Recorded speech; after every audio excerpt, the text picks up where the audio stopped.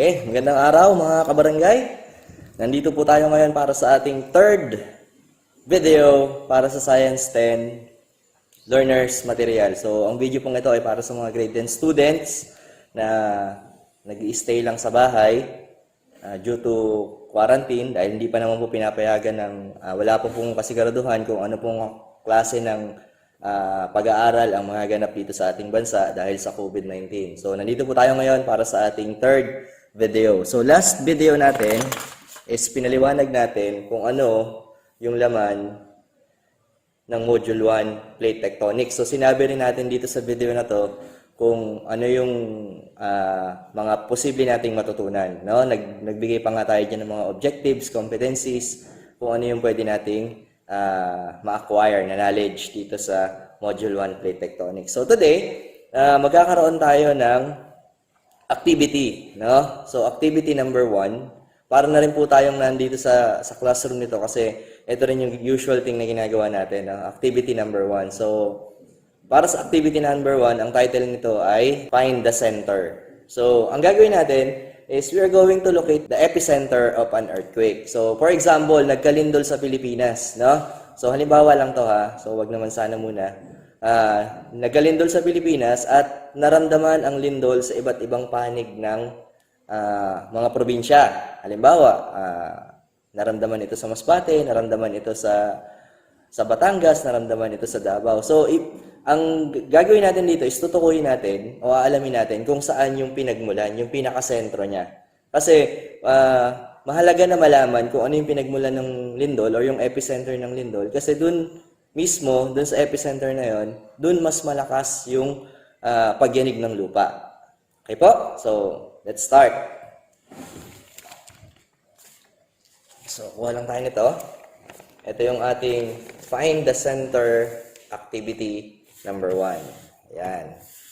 So, the objective for this activity number 1, Find the Center, is locate the epicenter of an earthquake using triangular method. So, madali lang to siguro. Basta may kompleto lang tayo sa gamit. Now, what are the materials needed? We need a hypothetical records of earthquake waves, Philippine map, drawing compass, and ruler. So, meron tayong hypothetical records, meron tayong nito, compass to, and meron tayong ruler. Ayan. Yan yung mga gagamitin nating materials. So, sama na natin yung marker, tsaka ballpoint pen. Okay. Now, next. Now, how are we going to do this? What are the procedure? So, sa procedure natin, ito yan. Taas lang natin para makita. Study the data showing the difference in the arrival time of P wave and S wave on 3 seismic recording station. So, dito sa table na to, ayan, kailangan muna nating pag-aralan, maintindihan kung ano yung mga nakalagay dito sa table na to. So, we have the recording station. We have Batangas, we have Puerto Princesa, we have Davao, meron tayong tatlo, and we have time difference in the arrival time of P wave and S wave in terms of seconds. Okay, so may bago tayo ditong mga terminology na dapat maintindihan. So yung recording station, ito muna, ito yung nilalagay sa bawat probinsya, sa bawat lugar natin dito sa bansa para ma-record natin yung mga lindol na pwedeng tumama sa atin. So, hypothetical po ito. Pwedeng meron sa Batangas, pwedeng meron sa Puerto Princesa or Davao na nilagay na recording station. So, ano yung nire-record nila? So, ang nire-record po nito ng mga recording stations na to ay yung P wave and S wave. So, ang P wave is what we call the primary wave and S wave is what we call the secondary wave. Now, itong wave na to, ito yung dumadating doon sa recording stations natin. No? They are the one that suggests na may paparating na earthquake. So, P stands for primary and S stands for secondary. Now, the difference in the arrival time. So, meron tayong difference. Ibig sabihin, hindi sila sabay na dumadating doon sa mga recording stations natin. Tama? So, ang nangyayari, laging nauuna si primary, kasi nga primary, and then followed always by secondary wave. Okay?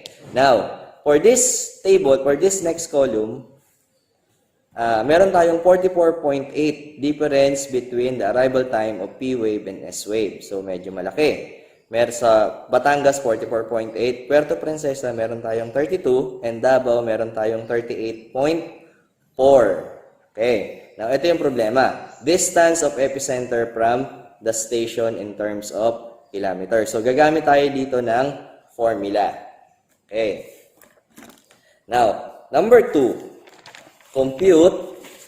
Kapiin lang natin to para magkasya.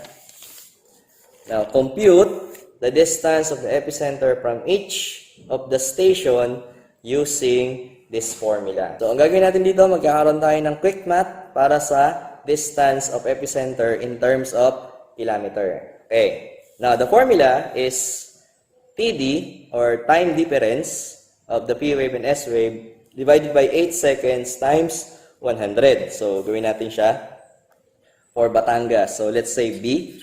B na lang para sa Batangas, no? And we have B, 44.8. So, TD natin is 44.8 divided by 8 multiplied by 100 kilometer. So, doing the quick math, we have 5.6. Answer to this one is 5.6. 5.6 times 100. So, ang answer natin is 560 kilometer. So, yan yung distance natin mula doon, distance of epicenter from the station in terms of kilometer. So, we have 560 kilometers. So, ang ilalagay natin dito ay 560 kilometers. Yan. So, we have now distance of the epicenter. Now, from Puerto Princesa, Palawan, we have 32 difference in the arrival time of P wave and S wave. So, again, gagamitin ulit natin yon. For Puerto Princesa, Palawan, sabihin natin PP, Puerto Princesa. Okay, we have 32 divided by 8 times 100. So, answer, we have 4. 32 divided by 8 is equal to 4 times 100. So, we have 400 kilometer. So, sulat natin dito, 400 kilometer. Okay. Now, for Davao, we have 38.4. Sulat natin D. We have 38.4 divided by 8 times 100. Doing the quick math, the answer to that is 480 kilometers. So, yan po yung answer dito. Pag minultiply natin yan, tsaka dinivide. Okay, so we have 480.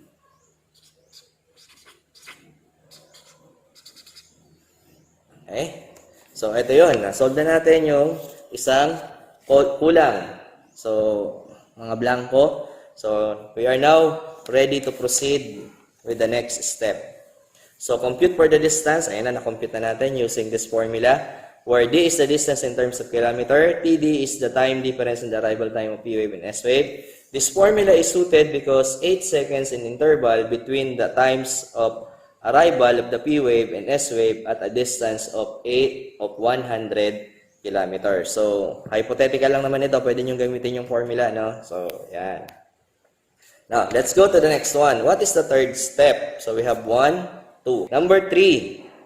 Next step natin.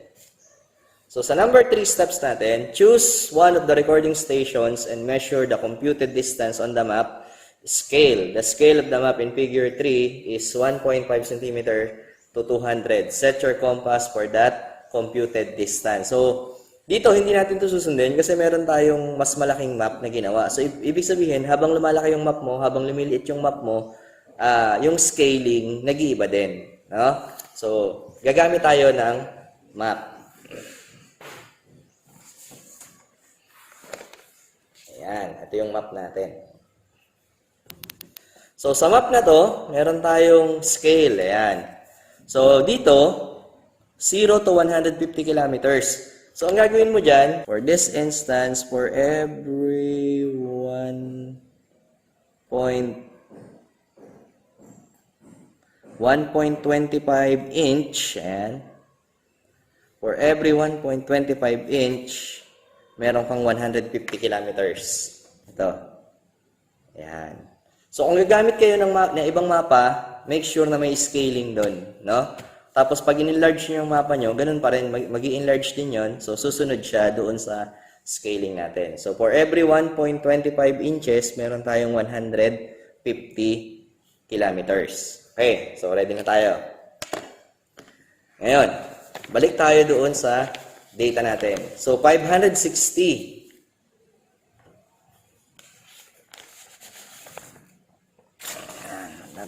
So, 560 kilometers ang uunahin natin para sa Batangas. Hanapin natin yung Batangas. Ayan, yung Batangas. Hanapin na rin natin yung dalawa pa. Puerto Princesa. Ayan, yung Puerto Princesa. And hanapin natin yung Davao. Nasaan dito yung Davao? Ayun. Ayan, meron tayong 3 recording stations, no? Ayan. Next natin. So, sabi natin kanina, for every 1.25, there is 150 kilometers. Okay. So, gawin natin dito. So, this is 150. Subukan natin na gawin.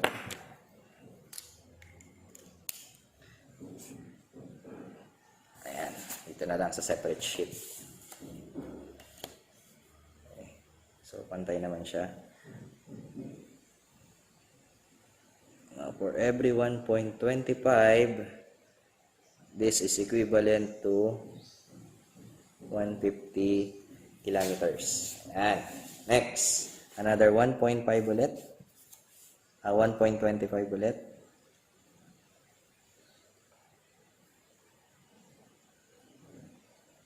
Okay. This is another 150. So, 150, 150, 300 na siya. Another 150 ulit.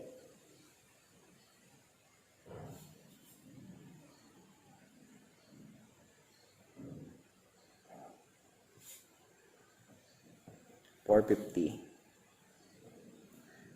So, babawasan lang natin. Isang 150 pa, magsi-600 na tayo. Dito. So, isang 150 pa, 600 na siya. So, magbabawas ka lang ng konti. Okay? So, let's say, dito siya. Ayan. Bawasan lang siya natin ng konti. Okay. So, all in all, this one is 560 kilometers. Gawin na rin natin yung isa. Now, 400 kilometers. So, this is gawin natin. This is for Batangas. This is for PP, Puerto Princesa. 1.25. That is 1.25. So, we have now 300 kilometers. And then, bawasan lang ulit natin para maging 100. So, konti lang ang bawas nun. So, let's say, dito siya. Ayan. So, this one is 400 kilometers. Now, for Davao, so we have, how many for Davao? 480. So, tatlong 150. Tsaka isang 30. So, we have 1. So, we have 2, and we have 3. And, konti lang dadagdag mo dyan para sa 30 degrees. Let's say dito. And, so, this now, this length is equivalent to 480 kilometers. Yan. Ngayon, ano susunod? So, nakuha na natin yung haba niya. So, gagamit tayo ng compass, no? So, sa compass na to, isi-set mo lang siya dito. So, kung gaano siya kahaba. So, pwede ka magsimula kahit saan.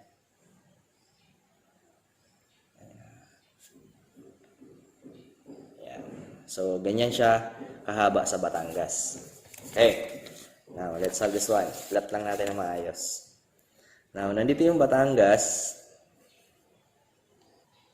Tapos gagawa ka lang ng bilog. Okay?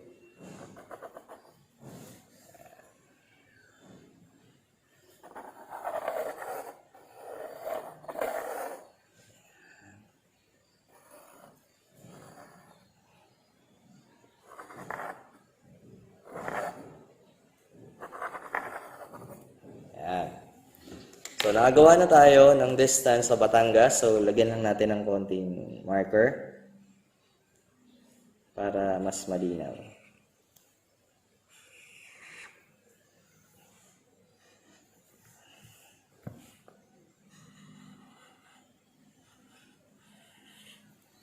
Ayan.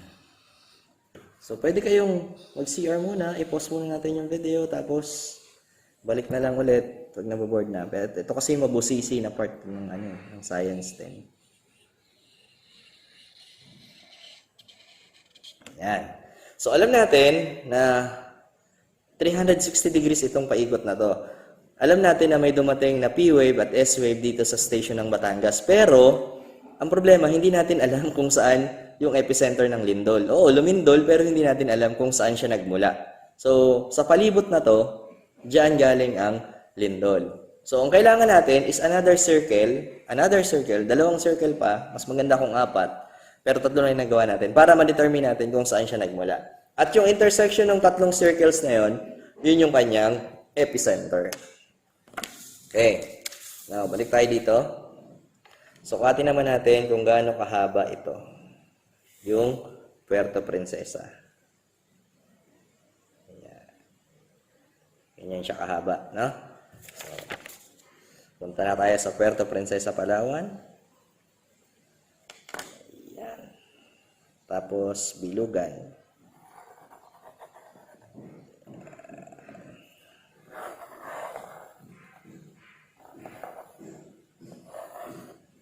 Ayan po.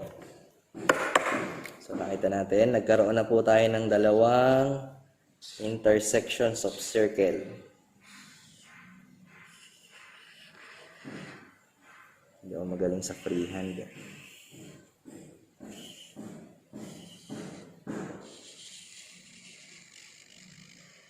Ayan, dalawa na siya.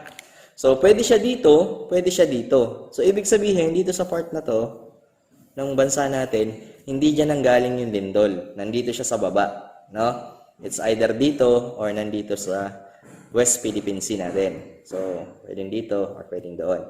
Now, to make it sure, kukunin natin yung pangatlong data na Davao para malaman natin kung saan. So, wala na siya doon kasi ang layo na ng Davao dito, no, sa part na to. So, ibig sabihin nandito siya theoretically. No? Now, 480. So, kunin natin yung 480 using this one. So, pahabain lang natin ng konti. Ayun. Okay na. Ganyan po siya kahaba. Napunta ka sa Davao and then bumilog ka.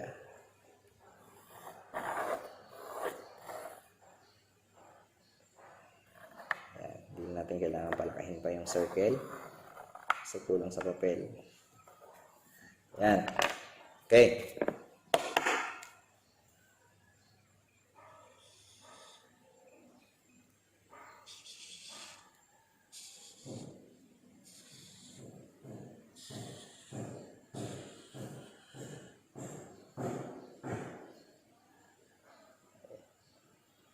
Dumaguete. Ayan, nakita na natin yung intersection, ano? So, ito siya. Nandito siya ngayon. 1, 2, 3. Pag samasamahin mo lang siya, nandito siya. Ito yung hypothetical location ng earthquake natin. Nasa Negros. No? This is how scientists determine the epicenter of an earthquake. So, kadalasan, kapag may lindol dito, halimbawa, lalo na kung medyo malakas, no?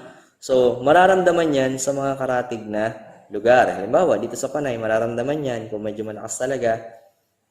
Mararamdaman yan din dito sa Mindanao kung medyo malakas talaga. Mararamdaman din yan sa Visayas kung medyo... Anywhere, any part of the Philippines, mararamdaman ng lindol kapag medyo malakas. Pero kung mahina lang, halimbawa, lumindol dito sa amin pero hindi naman ganun kalakas. Now, you have to understand na may pinagmulan yung lindol. Kung mahina lang sa inyo, sa ibang lugar, malakas yun. No? Pwedeng malakas yun. Okay. So, na-determine natin kung saan, nasa bandang Negros siya. Okay? Now, sagutin natin yung mga tanong na nakalagay. Okay. Now, let's answer. Okay? Now, let's answer a series of questions. Now, let's have this one. Now, where is the epicenter of this hypothetical earthquake? Saan nga yan kanina? Tingnan natin dito ulit. Nasa baba o sa Negros. Sa South Negros. Next. What difficulty will you encounter if you only have a data from 2 recording stations? So, ito nga yung sinasabi natin kanina, no? Kung dalawa lang yung data mo, galing sa dalawang recording station, hindi natin makikita o hindi tayo precise dun sa sagot natin na sa epicenter ng lindol. Hindi mo siya ma-determine. Kung tatlo, kitang-kita mo na siya. Kagaya ng ginawa natin dito, no? So, ang pangatlo natin yung Davao. Ayan, na-determine kaagad natin na banda dito siya yung epicenter niya. Okay. Next, what is the distance of the epicenter from the seismic station? So, nasagot natin yan kanina. What is the distance? Ito siya. Nasa table. From Batangas, we have 560 kilometers. From Puerto Princesa, we have 400 kilometers. From Davao, we have 480 kilometers. So, nasagot natin yung tanong. What do you think is the importance of determining the epicenter of an earthquake? At yun na nga, no? Ang unang-unang tinitingnan sa mga balita kapag lumindol sa isang bansa o dito sa Pilipinas, laging ang inuuna ay yung epicenter o yung pinagmulan ng lindol. Kasi nga doon niya mas malaki yung magiging damage lalo na kung malakas yung lindol. Okay? Kumpara doon sa mga nakapaligid, hindi ganoon ka yung damage. So we're going to talk about magnitude and intensity, no? So sa bawat lindol na ibabalita, ang binibigay nila na info is the epicenter. And then, the next one is the magnitude. So, ano ba yung magnitude? Ang magnitude ay tumutukoy sa lakas ng lindol, no? Kung gaano ba kalakas ang lindol. So, pwedeng 6.4, pwedeng 6.5, 7.5, 8.5, pwedeng mahina lang, may mga mild lang na paggalaw ng lupa, pwedeng 3.5. So, yun. Ginagamit ang magnitude at sinusukat ito sa pamamagitan ng Richter scale, no? Richter scale, yung parang ganito. Yan, i-bulb niya dyan, tapos nire-record niya yan, parang ganyan. So, mas malaki yung wave, mas malakas yung lindol. Pag maliit lang, mahina yung paggalaw. Okay, ganun yan. Okay, ano pa? Intensity. Ano naman yung intensity? So, kadalasan narinig din natin kapag may balita na tungkol sa lindol, unang-una, marinig mo yung epicenter, pangalawa, yung magnitude, and then pangatlo, yung intensity. So, yung intensity ay lakas ng lindol base sa nararamdaman ng tao. Halimbawa, kung nahihilo ka, habang lumilindol, ito yung nakakahilong lindol na mahina lang, intensity 1 lang yon. Pero kung nakikita mo na lumilindol, tapos nagbabagsakan na yung mga building sa paligid mo, pwedeng umabot yun sa intensity 8. Ganun kalakas, no? So, intensity is based on the experience natin. Kung ano ba yung nangyayari sa paligid natin. So, magnitude is based on the Richter scale, no, sa isang device, at ang intensity is kinakabase doon sa mga experience natin. Okay? So, sana po may natutunan kayo, no? So, kung meron kayong hindi naintindihan doon sa video, i-playback nyo lang, tapos ulitin nyo lang ulit. No? Ito yung usual thing na ginagawa natin. This is what I teach to my students. No? So, dito nga lang medyo limited tayo kasi medyo maliit yung map natin. Pero sa classroom kasi, malaki yung map na ginagawa natin. Pero palalaki natin lang. Okay? So, sana po may naintindihan kayo dito sa video na to para sa ating activity number 1, plate tectonics. Ang title po ng activity na to ay Find the Center. So, susunod na video po, pupunta tayo sa activity number 2, which is what we called, ano bang tawag doon? Mark the boundaries. So, susunod po na activity natin, activity number 2, ang title po noon ay Mark the boundaries. No? So, maintindihan naman natin doon kung ano yung relationship ng mga mountain ranges natin, ng mga volcanoes natin, at ng epicenter. Okay? So, if you like this video, please don't forget to hit the subscribe button below at wag pong kakalimutang pindutin yung notification bell para sa mga bagong videos na i-upload natin dito sa channel na to. So, maraming salamat po. Sana po may naintindihan kayo. Kung may tanong po kayo, paki-message lang po sa baba para lagi naman akong online, masasagot natin yun kaagad. Maraming salamat po. Thank